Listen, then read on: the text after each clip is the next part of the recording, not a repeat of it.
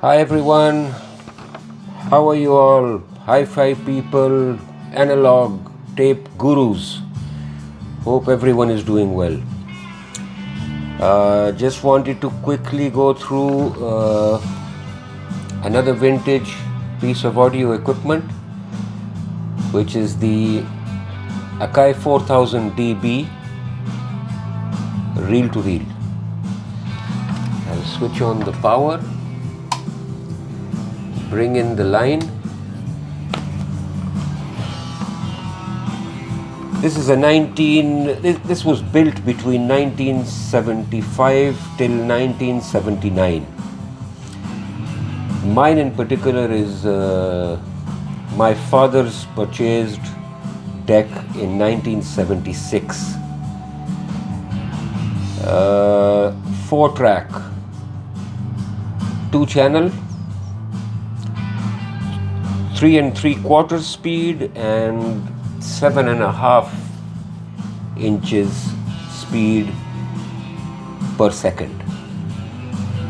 The 3 3/4 speed was not sought after. It was not enjoyable on a reel-to-reel, but still better than a compact cassette, for its speed being almost 3 times faster than a compact cassette. But 7.5 inches per second is where this machine shines. In one of my videos, I think I mentioned about a Tascam 32, which is 15 inches per second and 2-track. That's a different level of open reel-to-reel. This one is an entry level, nothing professional in it. But I do want to tell everyone watching this video why this is a very good, capable and excellent recording and playback machine. In 1975, Akai introduced something called the 1 micro gap system. You can see it written up here, 1 micron gap head. This micron gap is basically the design architecture of the head, and both the heads, the playback and the recording head. It was a new feature they threw in. Normal heads of this era had 2 to 4 micron gaps on the heads. This one was a new feature, a new development thrown in by Akai, and it became very popular. This 4000DB is Akai's 4000 series, and this sold like hot cakes. There's 4000DS, there's 4000D, there's 4000DB, there's 4000D Mark 1, 4000D Mark 2, but it was the same build quality, the same almost identical faceplate, and the same internals. Throughout the 70s, from 1970, when the 4000 series started rolling out, till 1979, I mean, more or less they were all identical. A few knobs shifted here and there, but inside it was all the same. And I'm sure some of you have seen this or something similar to this back in the day. It was a very popular, not very expensive, not difficult to use, not hard to service, easy to clean, easy to maintain, and a very good sounding deck. 1 micron gap. Why do we have it? Why did Akai think of throwing this in this particular model which is the 4000DB, and in a few 4000DS models they had this 1 micron gap head as well.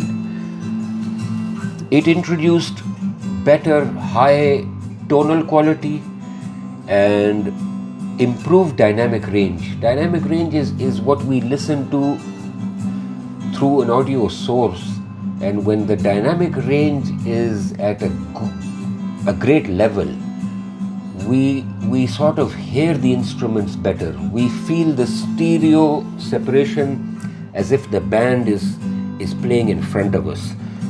We hear different instruments separately.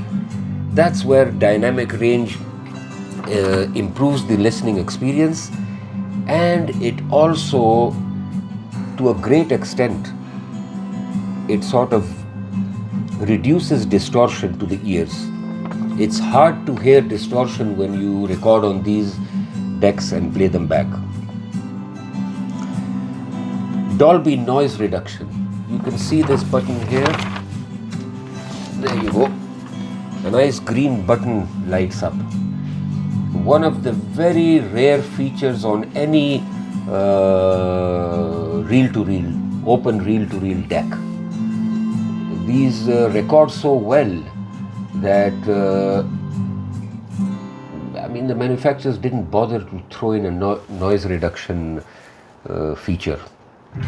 They knew that it sounds good. They knew that it's got a high dynamic range. They knew that the frequency response is spot on. So it was not given a great importance. This deck is rare because it's the 4000DB. This DB is basically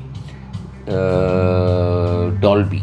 They're just sort of linking the model 4000 series with a DB to link the Dolby Laboratories noise reduction feature. I've done recording on this deck with and without Dolby. It does improve eliminating tape hiss, but even without Dolby, being an open reel-to-reel, you don't get the tape hiss that you get on compact cassette. So it's nice of Akai to throw it in, but it's not a must-have on open reel-to-reel decks. It does help. This circuit in any good deck, the Dolby noise reduction circuit lowers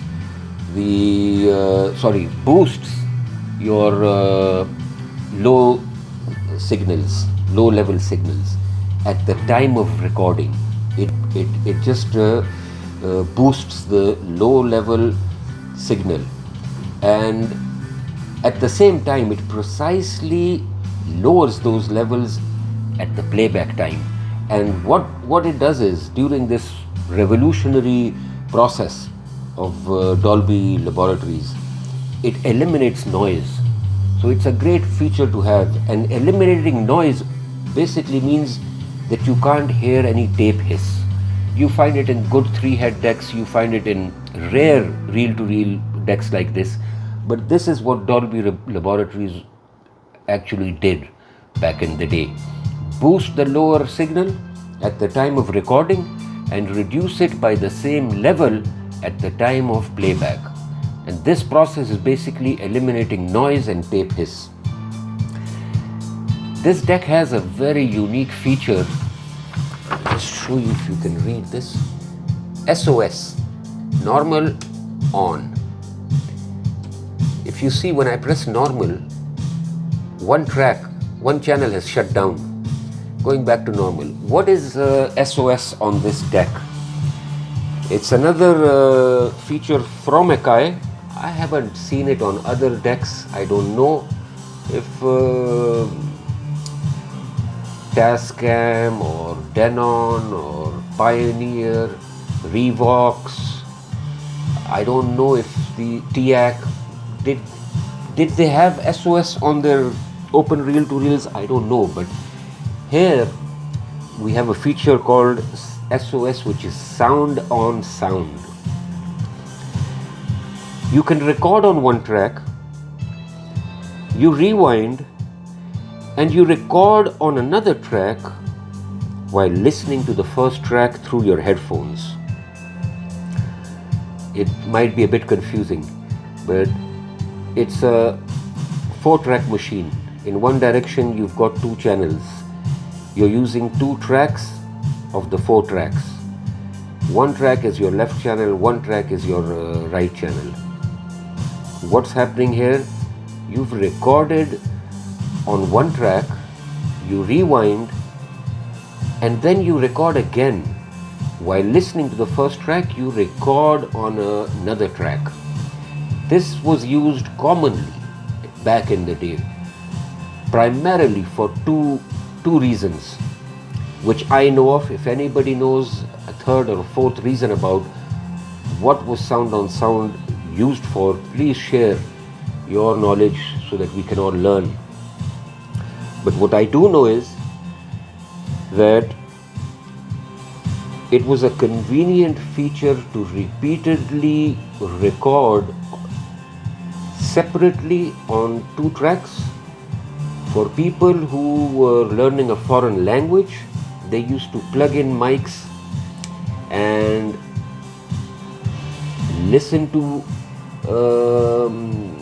a language, speak that language, record one style of language, record another style, and they used to make comparisons with sound on sound.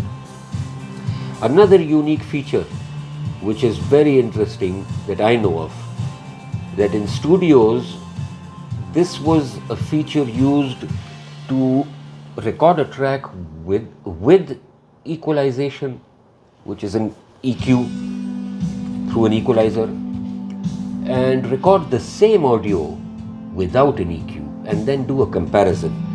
So I don't use this, but the button switch being there, I just want to tell everyone what I know of sound on sound. There's another very interesting feature. It's called the auto shut off. What I'll do is I'll try to demonstrate this by going to tape. Again, this is the VU meters are dancing off the tape, whatever is on the tape. For YouTube copyright reasons, I'm not playing that. I say this in every video just to play safe and make sure that I'm not by any standard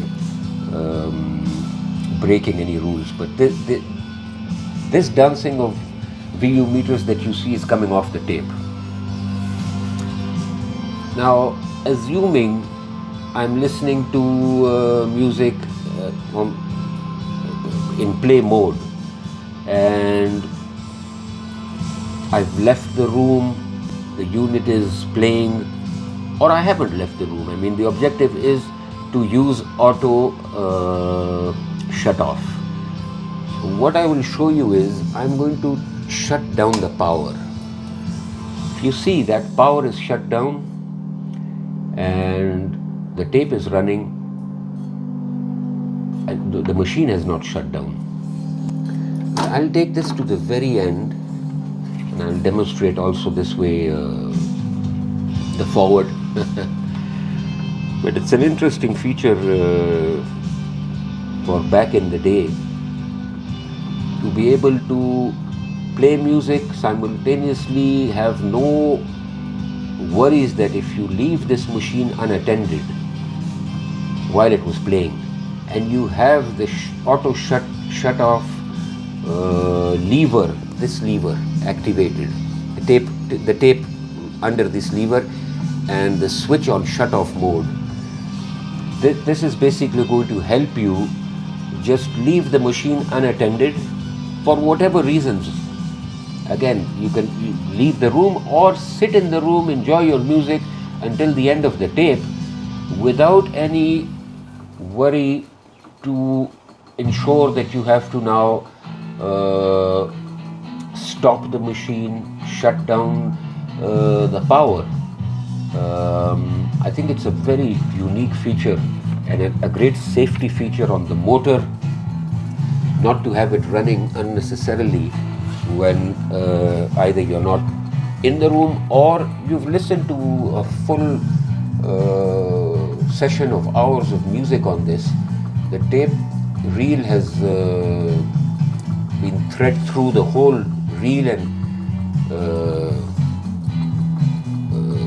wound up onto the take-up reel, and there's no tape here. What happens? Usually this keeps spinning, and it's just spinning, and you have to get up and shut this, switch this off, and then re-thread the tape or shut down the power. It's quite annoying to have this running in the background when you've heard one full reel. So we're getting close to the end, and I'll just demonstrate what happens in this case. Okay.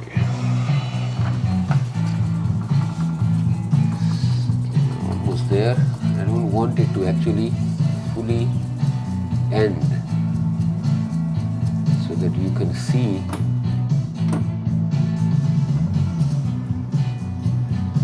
it's getting heavy on this side.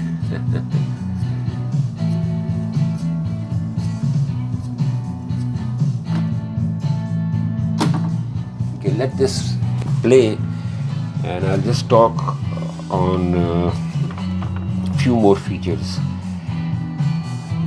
If you look at the VU meters, they're expanded, illuminated VU meters, and they're expanded. They're not narrow ones, and you can really record in the hot, in the red on this. Being a reel-to-reel, distortion is the last thing you want or you could get. These machines record so well, and that's why they're expanded VU meters, illuminated, to let you record as hot as you want. The motor is a highly efficient induction motor, which assures the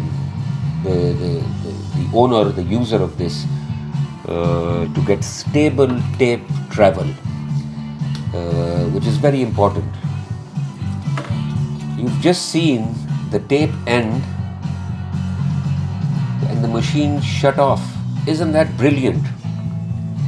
I mean, my deck is off, assuming I've left it unattended. After 2 hours of listening, I forgot to switch it off, and I just left. So the motor has shut down, everything has shut down. I mean, it was engaged in play mode, yes, but that's it. Nothing is on. That capstan is off. So just wanted to demonstrate this feature, which is a unique feature for a vintage deck. 1 micron gap, a new addition in 3-head decks from the 70s. Isn't that amazing? 3-head decks from the 70s with 1 micron gap head, giving exceptionally good recording. Dolby noise reduction, eliminating tape hiss. So that wraps up this video on the Akai 4000DB, a great recording machine. I have a special attachment with this because when I was a child, my father bought this in 1976. So I've seen this, and I grew up watching my father use this. It has been fully professionally recapped and serviced in the UK. I managed to send it to UK to get it refurbished and got it shipped back here. Pleasure to use at all times. I mean, the 2-track 15 inches per second decks are better, yes, but they cost more also. This one was not expensive, and now like almost 50 years old, and it is just like brand new. Works absolutely fine. Again, a bold design, solid construction. These factors put in, they reduce the wow and flutter. They don't introduce electronic distortion coming into the signal path. 4-track, again 4-track as in track 1 and track 3 on one side for a left and right channel, and then when we flip the tape we get track 2 and 4, which is a left and right channel. So that's how 4-track works. 2 tracks going this way, 2 tracks going this way, and it's a matter of flipping the tape when we change the side and get 2 tracks for a left and right channel of stereo audio on the same tape. The same concept is with a compact cassette. This is a 1/4-inch tape, that is a narrower tape. This runs at 3 3/4 inches per second and 7.5 inches per second. This is your speed button here, and there's a speed sleeve here which goes off. I'll try to demonstrate that one quickly.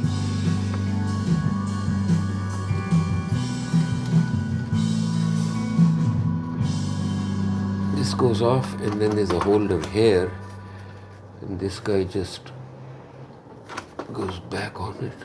Yeah. There. Now when that sleeve is removed, this becomes a 3 3/4 inch per second deck. It's when the sleeve goes back on, you get 7.5 inches per second speed, which is the better speed. A wide range and a low noise selector. This allows you to change, select the switch based on the kind of tape formulation you're using on this deck. I prefer to keep it on low noise. The tapes that I have are BSF, Maxell, TDK, a few Sonys. They're all low noise tapes. I don't know of any wide range tape, so I just keep it on low noise. I think I've covered the information that I have on this deck, and that's about it. Thanks for watching, and hope you enjoyed this 1976 model Akai 4000DB 3-head 4-track 2-channel open reel-to-reel player. Thanks once again. Take care. Bye for now.